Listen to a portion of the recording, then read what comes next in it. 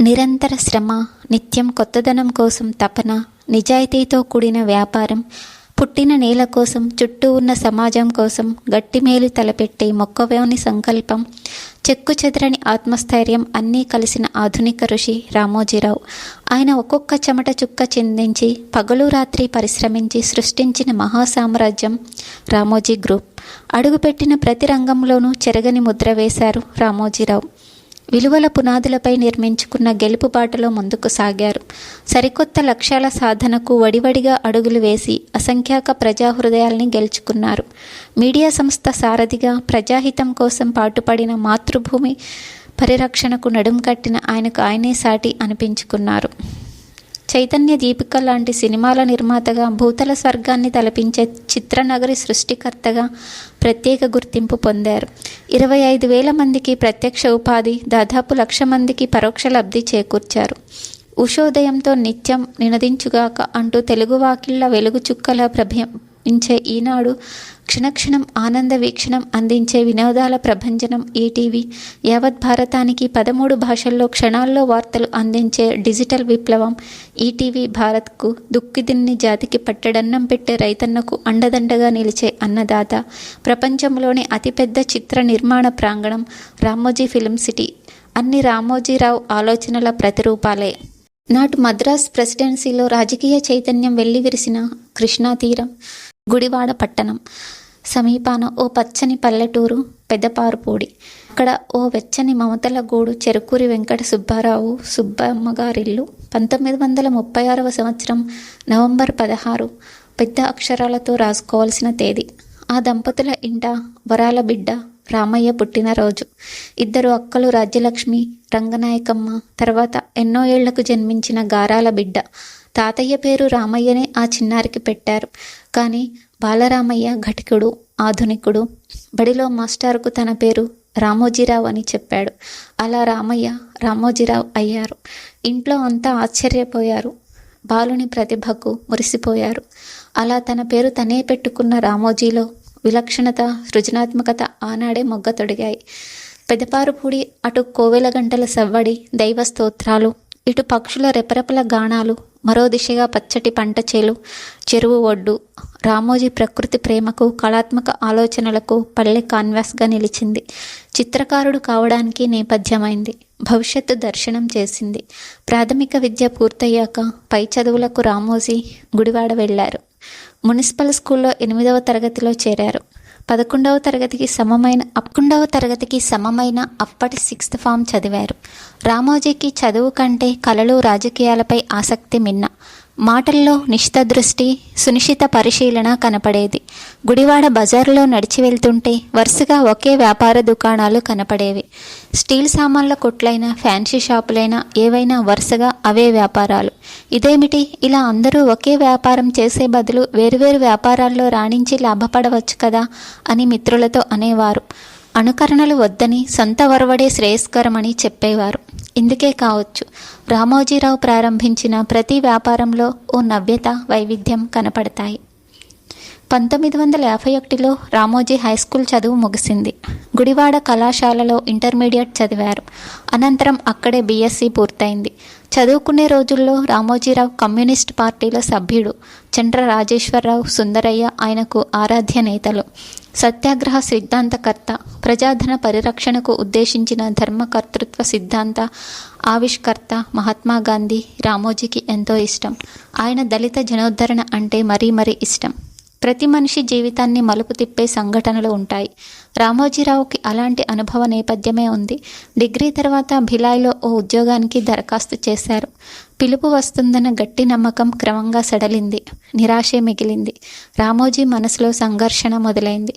తనే 10 మందికి పనిచ్చేలా ఎదగాలని భావించారు. కానీ కొంత విరామం తీసుకున్నారు. ఈ దశలో రామోజీరావు ఢిల్లీలో మలయాళీ వ్యాపారవేత్త అనంత్ నెలకొల్పిన వాణిజ్య ప్రకటనల సంస్థలో ఆర్టిస్టుగా ఉద్యోగంలో చేరారు. తర్వాత కొద్ది కాలానికే అమెరికా అవకాశం తలుపు తట్టింది. మళ్ళీ అంతర్మథనం. అయిన వాళ్ల కోసం అవకాశాన్ని వదులుకున్నారు. మాతృదేశంలోనే ఉండిపోవాలని నిర్ణయించుకున్నారు. 1961 ఆగస్టు 19 రామోజీ జీవితంలో కొత్త మలుపు. యుక్త వయసు రావడంతో పెళ్లికి ఇంట్లో ఒత్తిడి పెరిగింది. కృష్ణా తీరంలో పెడమలూరులో తాతినేని వారి అమ్మాయి రమాదేవితో చూపులు కలిశాయి.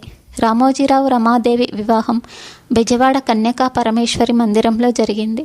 రమాదేవి అసలు పేరు రమణమ్మ, అది అమ్మమ్మ పేరు. తన పేరు కొంచెం ఆధునికంగా ఉండాలని ఆమె అభిలాష. స్కూల్లో చేరినప్పుడు తన పేరు రమాదేవిగా రాయించారు. అటు రామయ్య ఇటు రమణమ్మ ఇద్దరూ తమ పేర్లు మార్చుకోవడం కాకతాళీయమే. వివాహానంతరం సతీమణి రమాదేవితో కలిసి రామోజీరావు దేశ రాజధానికి మకాం మార్చారు. దక్షిణ ఢిల్లీ కరోల్బాగ్లో నివసించారు. ఢిల్లీలో ఆర్టిస్టుగా తనను తాను తీర్చిదిద్దుకున్నారు. కృషి ఉంటే మన ఫలితాలు తథ్యమనే నమ్మకం కుదిరింది. నాయకత్వ లక్షణాలు అలవడ్డాయి. వ్యాపార దక్షత పెరిగింది. ముఖ్య విషయాల్లో స్పష్టత వచ్చింది. నిరంతర అధ్యయనం, నిశిత పరిశీలనలతో ప్రజాహిత వ్యాపారం చేపట్టాలని రామోజీ భావించారు. రామోజీరావు వ్యాపార ప్రస్థానంలో తొలి అడుగు మార్గదర్శి చిట్ ఫండ్స్. మార్గదర్శి తోడుంటే ఆనందం మీ వెంటే అనే నినాదం తర్వాతి కాలంలో లక్షలాది ఖాతాదారులకు తారక మంత్రమైంది. ఇది 1962లో నమ్మకమే పెట్టుబడిగా, విశ్వసనీయతే ఆలంబనగా ఏర్పాటైంది.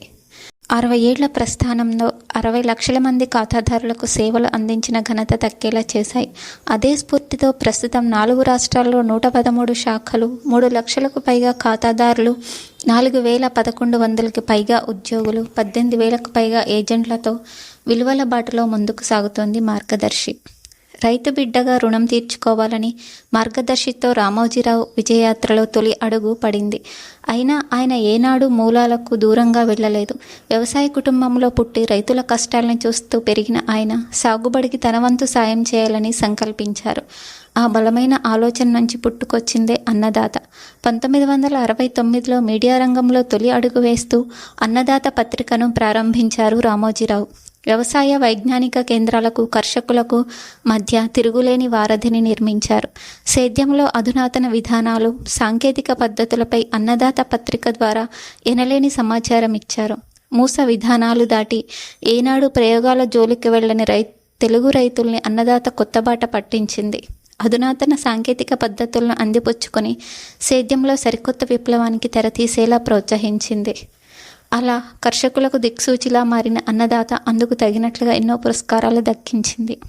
తెలుగు పత్రికా ప్రపంచంలో నవశకానికి నాంది ఈనాడు. 1974 ఆగస్టు 10న విశాఖ సాగర తీరంలో రామోజీరావు ప్రారంభించిన ఈనాడు దినపత్రిక తెలుగునాట ఓ సంచలనం. అణువణువు కొత్తదనంతో ప్రజల పక్షాన అక్షర యుద్ధంతో ప్రారంభించి 4 ఏళ్లలోనే పాఠకుల మానస పుత్రికగా మారింది. ప్రాంతీయ దినపత్రికల చరిత్రలోనే కొత్త వరవడి సృష్టించింది. వారాపత్రిక డోర్ డెలివరీ విధానం అప్పట్లో ఓ సంచలనం. అప్పటి వరకు వార్తాపత్రిక కావాలంటే ఎవరైనా దుకాణానికి వెళ్ళి తెచ్చుకోవాల్సిందే. మారుమూల ప్రాంతాల వారైతే పేపర్ కోసం ఆ రోజు సాయంత్రం వరకు, మరుసటి రోజు ఉదయం వరకు వేచి చూడాల్సిందే. అలా ఇలాంటి ఇబ్బంది లేకుండా రోజు సూర్యోదయానికి ముందే ఈనాడు పత్రిక ఇంటికి చేరేలా సరికొత్త వ్యవస్థను ప్రారంభించావు రామోజీరావు. స్వచ్ఛ భారత్, సుజలాం సుఫలాం అంటూ పరిశుభ్రత కోసం, జల సంరక్షణ కోసం ఊరువాడను ఏకం చేశారు. ఇలా దాదాపు 5 దశాబ్దాలుగా ఎన్నో ప్రజా ఉద్యమాలకు సారథిగా నిలుస్తూ ప్రతి ఉదయం కోట్లాది మంది పాఠకుల్ని పలకరిస్తూ తెలుగు వారందరినీ వార్తా విజ్ఞాన వినోద ప్రపంచంలో ముంచెత్తుతోంది ఈనాడు. ఈనాడుతో పాటు సితార, సినీ పత్రిక, చతుర, విప్లవ, సాహితీ పత్రికలు కూడా. టీవీ అంటే దూరదర్శన్ మాత్రమే అని తెలిసిన రోజుల్లో ఈటీవీ, మీ టీవీ అంటూ బుల్లితెర అద్భుతాన్ని సృష్టించారు రామోజీరావు. 1995 ఆగస్టులో తెలుగు ప్రేక్షకుల కోసం ప్రారంభమైన ఈటీవీని అనతి కాలంలోనే జాతీయ స్థాయి నెట్వర్క్గా విస్తరించారు. ప్రాంతీయ భాషా ఛానళ్లకు కొత్త అర్థం చెప్పారు. తెలుగు రాష్ట్రాల కోసం ఈటీవీ ఆంధ్రప్రదేశ్, ఈటీవీ తెలంగాణ ఛానళ్లను ప్రారంభించి ETV plus, ETV cinema, ETV అభిరుచి, ఈటీవీ లైఫ్, ఈటీవీ బాలభారత్ కొంతకాలానికి ఆ కీర్తి కిరీటంలో చేరాయి. సరదా కబుర్లు, సుస్వరాల జల్లులతో నేటి తరాన్ని ఆకట్టుకునేందుకు రామోజీరావు ప్రారంభించిన మరో వేదిక ఎఫ్ఎం రేడియో. అనతి కాలంలోనే తెలుగు రాష్ట్రాల్లోని 4 ప్రధాన నగరాల శ్రోతలకు అభిమాన రేడియో ఛానల్గా మారింది ఈ ఎఫ్ఎం. ఇలా రేడియో, పత్రిక, టీవీ రంగాల్లో తనదైన ముద్ర వేసిన రామోజీరావు 2019లో డిజిటల్ మీడియా రంగంలోకి అడుగుపెట్టారు. మొబైల్ యాప్ ద్వారా తెలుగు, ఇంగ్లీష్, హిందీ సహా మొత్తం 13 భాషల్లో వార్తలు అందించే ఈటీవీ భారత్ను ప్రారంభించారు. ఇదే తరహాలో ప్రేక్షకుల ప్రేక్షకులకు అరచేతిలోనే వినోద ప్రపంచాన్ని ఆవిష్కరించేలా అద్భుతమైన సినిమాలు, వెబ్ సిరీస్లతో ఈటీవీ విన్ ఓటీటీ తీసుకొచ్చారు. ఉషా కిరణ్ మూవీస్ ద్వారా వివిధ భాషల్లో 87 సినిమాలు నిర్మించారు. స్ఫూర్తిదాయక సమాజహిత కథే నాయకుడిగా సాగే తన చిత్రాలు చైతన్య దీపాలని, ప్రగతి రథచక్రాలని ఎలుగెత్తారు. రామోజీరావు పరిచయం చేసిన వారిలో ఎంతోమంది నటులు అగ్రశ్రేణి తారలుగా వెలుగొందుతున్నారు.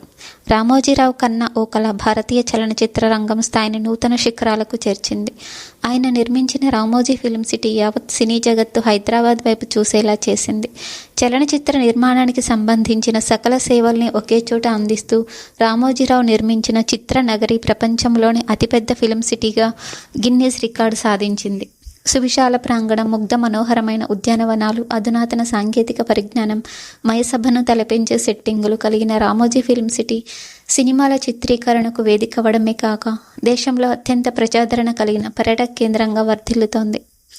అనుక్షణం ప్రజాహితం రామోజీరావు అభిమతం. అక్షరాలే అస్త్రాలుగా ప్రజా చైతన్యానికి కృషి చేసిన ఆయన జనం కష్టాల్లో ఉన్నప్పుడు సాయం అందించడంలో ముందుండేవారు. 1977లో దివిసీమ ఉప్పెన దెబ్బకు నామరూపాలు లేకుండా పోయిన పాలకాయ తిప్పలో నిర్మించిన 112 ఇళ్లు, 1996లో ఆంధ్రప్రదేశ్లోని 5 జిల్లాలోని తుఫాన్ బాధిత పల్లెల్లో కట్టించిన 42 పాఠశాల భవనాలు, 1999లో ఒడిశాలోని కొనగిల్లిలోని తుఫాన్ పీడితుల కోసం నిర్మించిన 60 నివాసాలు, 2001లో గుజరాత్ భూకంపం, 2004లో తమిళనాడులో సునామీ విధ్వంసం తర్వాత కట్టించిన ఇల్లు రామోజీరావు సేవానిరతికి సాక్ష్యాలు. ఆంధ్రప్రదేశ్లోని పెద్దపారుపూడి, తెలంగాణలోని నాగన్పల్లిని రామోజీ గ్రూప్ దత్తత తీసుకోవడం వల్ల ఆ పల్లె రూపురేఖల్ని మార్చేసింది. రోడ్లు, పాఠశాలలు, కమ్యూనిటీ హాలు, ఇతర అధునాతన వసతుల కల్పన ద్వారా ఆయా గ్రామస్తుల జీవన శైలిని మెరుగుపరిచింది. మాతృభాష పరిరక్షణకు కృషి చేయడం రామోజీరావు చేపట్టిన మరో మహాయజ్ఞం. పరాయి భాషలపై మోజు, తెలుగు పలుకు ఉనికినే ప్రశ్నార్థకం చేసే దుస్థితి మధ్య అమ్మ భాషలోని కమ్మదనాన్ని నేటి తరాలకు చాటి చెప్పే బృహత్ బాధ్యతలని భుజానికెత్తుకున్నారు. మీడియాలో రామోజీరావు చేసిన ప్రతి ప్రయోగం వినూత్నమే. ప్రతి ఒక్కరూ ఆయన బాటలో నడవాల్సిందే. అందుకే అనేక పదవులు, పురస్కారాలు ఆయన్ని వరించాయి.